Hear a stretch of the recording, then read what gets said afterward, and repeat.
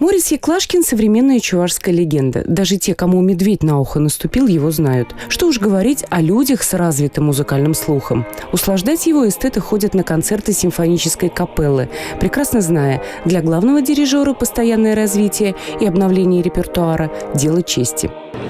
45-й концертный сезон Чувашской государственной академической симфонической капеллы ознаменована программа таким образом. Это первое исполнение нашей республики симфонические танцы Сергея Васильевича Рахманинова. Это с участием солиста, виолончелиста из города Казань.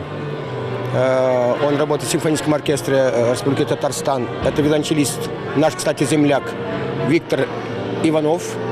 Это Ференц Лист «Грезы любви». А, как известно, Ференц Лист написал это только для фортепиано. Мы его переложили для оркестра и с участием также и хора.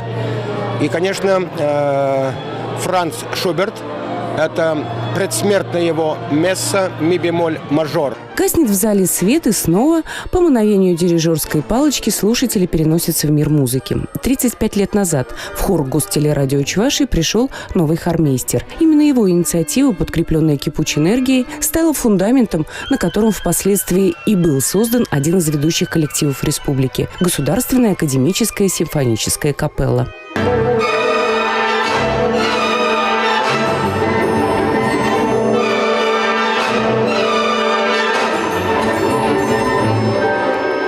Под руководством главного дирижера коллектив стал лауреатом Государственной премии Чувашии, дипломантом международных фестивалей в Венгрии, первого фестиваля «Рождественские музыкальные встречи» в Северной Пальмире, фестиваля «Московская осень». Сам же Морис Николаевич – заслуженный деятель искусств республики и почетный гражданин столицы.